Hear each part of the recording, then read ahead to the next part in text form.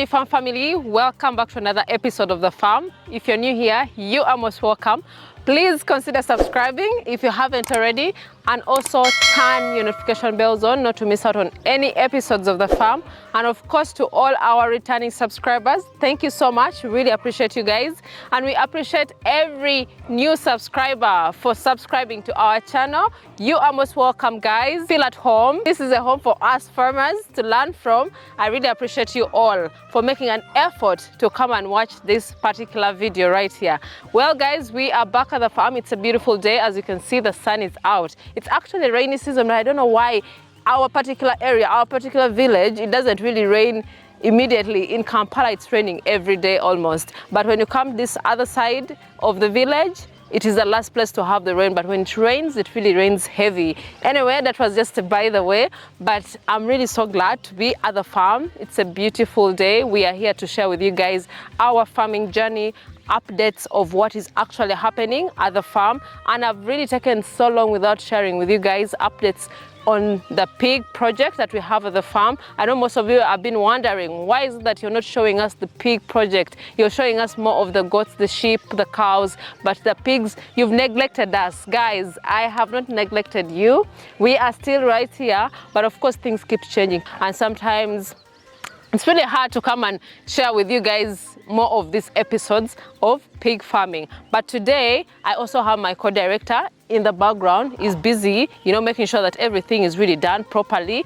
So I'm going to take you guys inside there so that you can see what is actually happening, and you definitely also hear what he's saying and show you guys more updates about what we are currently doing, what changes have been done, and everything to do with pig farming, because a lot has really changed, because we want to strategize everything to make it better for all our farmers out there. For those who are really requesting for breeds from us, you guys are going to get the best. For now, let's get inside so that we can see what's actually happening. Guys, let's go.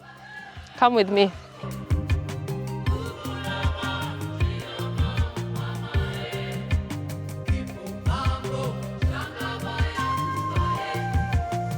Well, guys, we are right here in the pig pen, and my co-director is here. Yeah, thank you, guys. I know it's been a while. We've been here doing everything else you can imagine. This is not the smartest thing to do, to be inside the pen right now with a mom. A new mom. Not really new, but you don't want to get too close, because if it's time to defend their territory, you'll pay the price. And this is a very big girl here. You just need to calm it down. So, but ultimately, this particular mom is really amazing. She gave us amazing piglets here. Of course, she's still very, very docile. Yeah. Not every sow would actually behave this way, especially when they have young ones. Why are we here? Because there's been like a revelation here in Uganda, where you guys finally are catching up. You understand the value of not getting into the pigs business, right? Yeah. We actually have a wait list for those of you that are looking for piglets. Oh my God, the wait list. 2 months, sometimes 3 months. Wait period, right?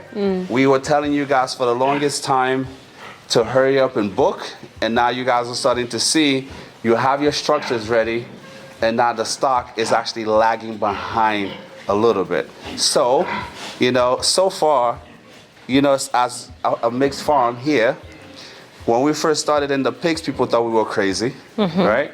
It was a little slow going in the beginning, right?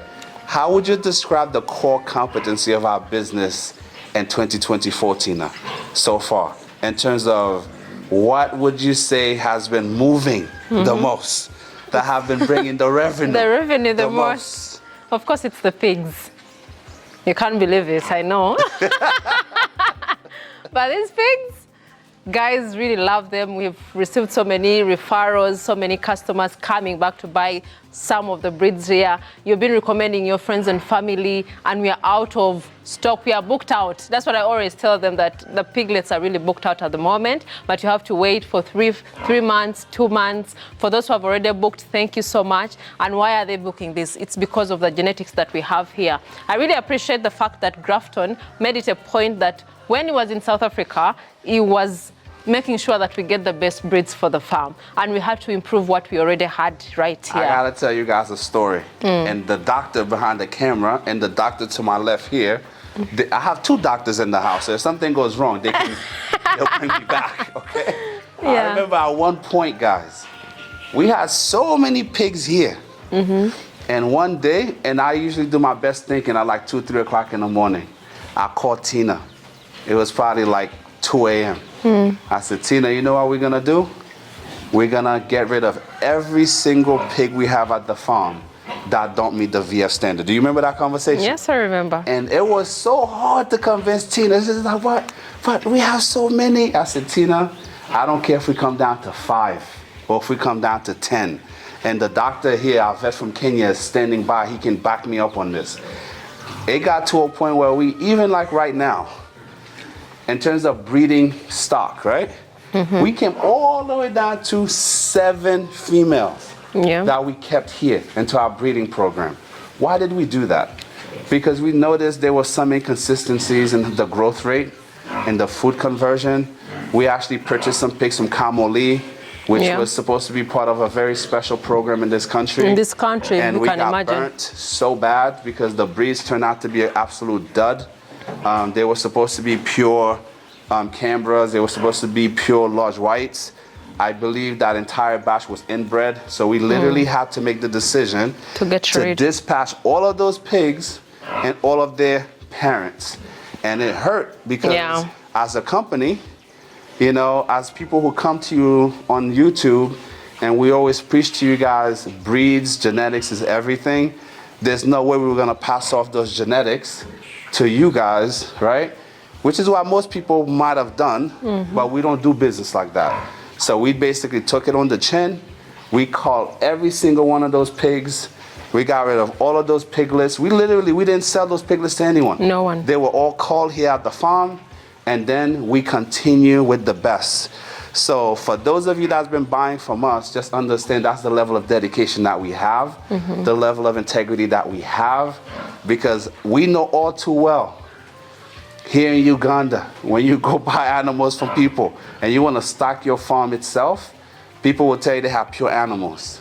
They make you pay pure prices, and then you end up purely disappointed. And by the time you take those animals off the farm, there's no refund from anyone.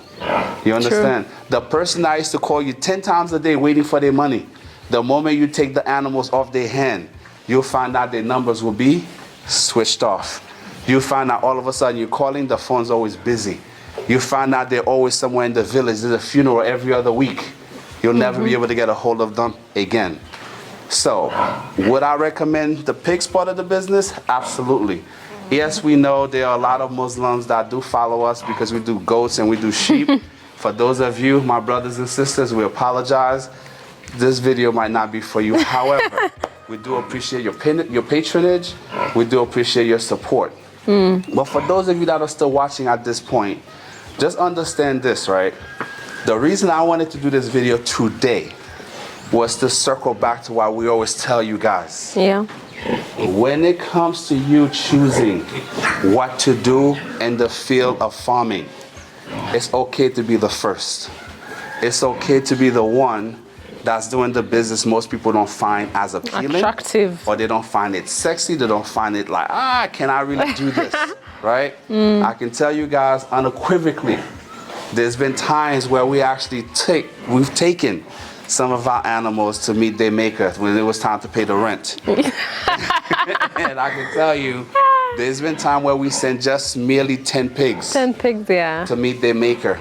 That has generated more money, you know, than most of you will have earned sitting in Kampala for the whole year.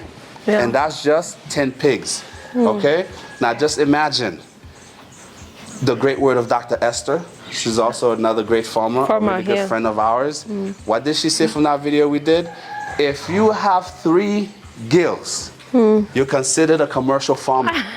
You remember that, right? Yes, I remember that. If you have 3 gills that are in production, you're considered a commercial farmer.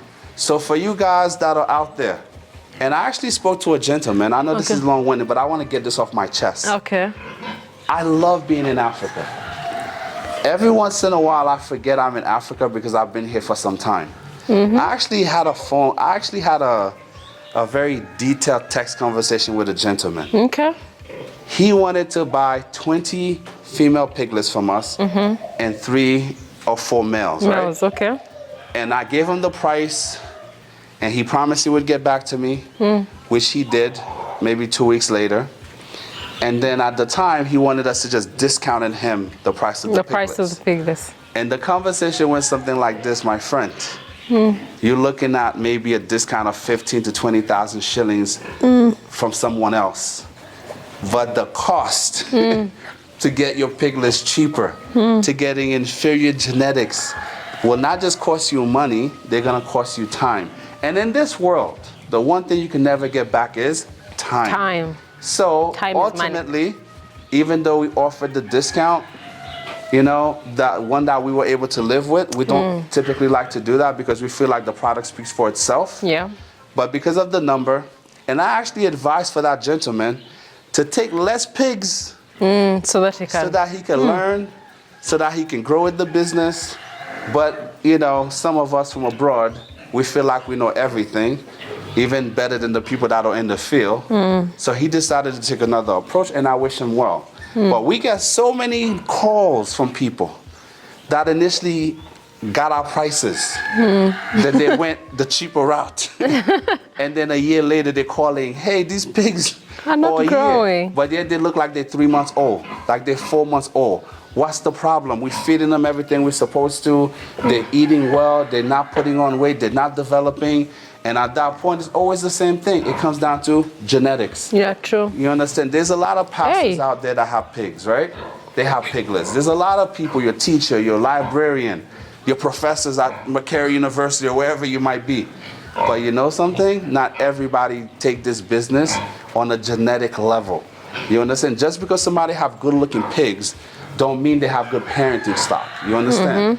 They might have great parenting stock, and what you buy from them, you'll notice anything you grow from that stock is only good to take to the butcher, right? So we take this very seriously, as we hope you do as well, okay? And I know we haven't been featuring many pig videos on the channel. However, just understand the business is alive and well. There are so many people getting involved in the pigs business. I feel extremely proud of the way that Tina and myself have done. We've actually normalized this business.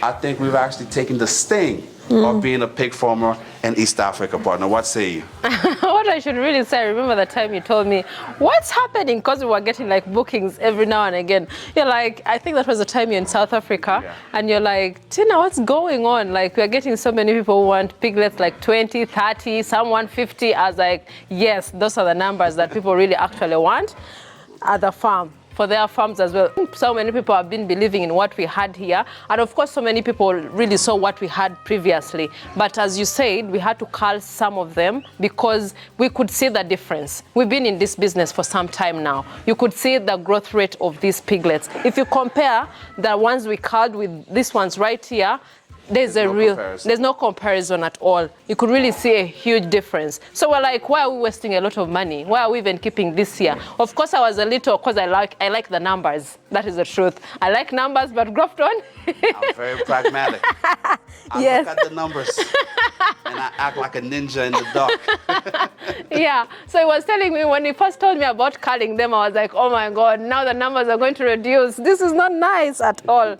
But I had to, you know, accept reality and make sure that these piglets here were really culled off because we are wasting a lot of food. Some to other customers out there, some people who are doing this pig business, you might have genetics that are not growing, you feed them, you waste a lot of money, you invest so much, then at the end of it all, you feel like, okay, this is like now too much for me, I can't manage this business, I've wasted a lot of money. Your profits are not coming back to you, you know? So the wise way to do it is to just make sure you just get rid of them early enough than delaying, than pushing time, and you waste a lot of money because money that you have really invested into this cannot be got back. Guys, there's a very easy way to know whether you have good breeds or not, okay? It's a really good way to figure that out. If your pigs are 6 months old and they're not already at the level where they're like 90 kg. So why are we telling you this, right? Many people are keeping their pigs a year and a half to get to the point where the pigs are reaching around like 50 kgs, 60 kgs. When you do that, okay, you find out you lose so much more. You lose your money because anytime you're feeding your pigs beyond the 6-month time frame, right, you'll find that you'll know if it goes beyond 6 months, you're never gonna get that money back. If it takes you beyond 5.5 to 6 months, then you know you've already failed. And if all of your animals are still around like 35 kgs, 40 kgs, and you've had them for 5 months, 6 months, it's time to start again. Where I would hope you guys would actually learn from your mistakes. Don't go for cheap. You understand? And the crazy thing about it, I didn't even realize how cheaply we were selling our genetics until it was time for us to reach out to some of our other people that we sold to. Even some of the people that we actually get genetics from here. And then we reached out to them. We're like, wait a minute, we sold too cheap. You understand? We literally give people these piglets at a fair price. Yeah. We want more people to get involved. Involved in the business. We want to grow pigs in Uganda, right? Just like pigs are is a big part of the Nigerian economy. Same thing in Zimbabwe, same thing in parts of South Africa. We want to do the same thing here in East Africa, right? Yeah. And so we actually want more people to get involved. We want to partner with more farmers out there. And another thing, I'm just going to say this off the cuff right now. There are many of you that have capital. You're just sitting on your money. You're not doing anything. You don't know what to do. As an organization, if you need that help, if you need that little bit of hand-holding in the beginning, you can definitely reach out to us. We can help you. But please, you know, in terms of us, you know, working with people, you know, there are times that I'm able to give you guys advice. Yeah. But don't just expect to call us anytime and expect like a 4-hour lecture, you know, for free. I remember somebody from Zimbabwe reached out to me, and they wanted a whole business plan, fully detailed. And then I'm like, okay, my partner can assist you with that, but of course she needs to be compensated, right? Yeah. And then she's like, oh, I expected this to be for free. Oh. And I was like, okay, all right. You know, the sense of entitlement. I know. The sense of just like, if you guys only knew how we suffered to get this far, how we had to literally invest. Do you remember the gentleman with the ducks? I remember. I won't forget it. Ducks? Yes, I guys, do. In the beginning, when we wanted to get pecking ducks in Uganda, we had to pay this guy 150 USD for a 30-minute conversation about pecking ducks. And then after that, he just disappeared. I don't know why he disappeared. He wasn't in business anymore, right? And so, literally, time is money. But I will tell you guys this. If you take anything away from this video, when it comes to you stocking your farm, you have to be careful. You don't spend $5,000 to build structures or $2,000 to build structures and then think you're going to stock your business on the cheap. Because I've always said, and I haven't said it in a long time, if you're going to buy shoes, better buy one pair of shoes that's of quality versus buying like 10 pairs for the same price, right? That's going to fall apart on you the first time that it rains, okay? So be careful. Don't go cheap because cheap is the most expensive. Look at these piglets here are not becoming rowdy. I think she wants to be bacon. But it looks so good. Jesus Christ, they're not giving us a piece of mind. David, we need you to help us. We need a shield. Okay, please.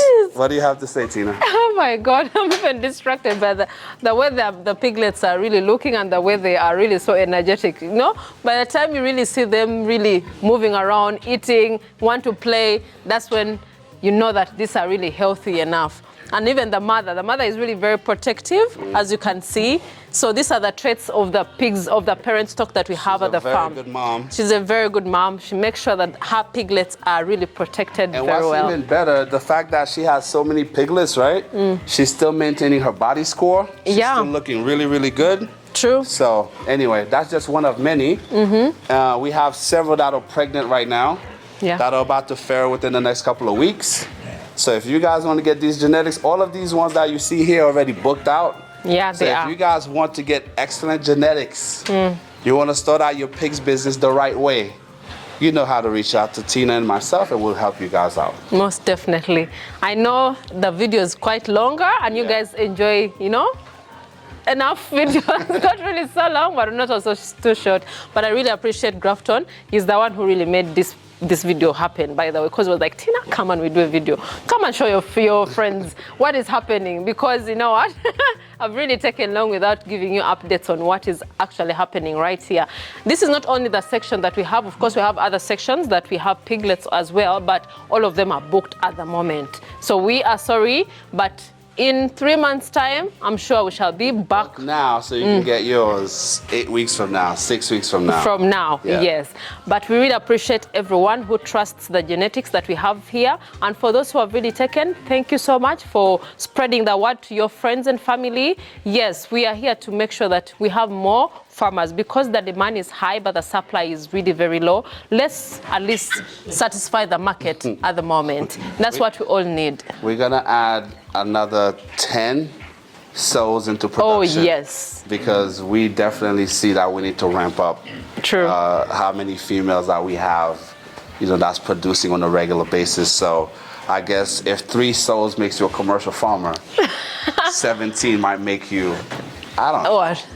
Maybe a big commercial farmer. By African standard, we'll be okay. We'll be doing all right. Yeah, but we really appreciate all of you. If you haven't checked out our social media platforms, please go to Instagram. It is Value Farm UG, Facebook Value Farm, TikTok Value Farm. Go see behind the scenes and go learn something. But we really appreciate you all. Please tell a friend to tell a friend. Till next time. Bye. Bye.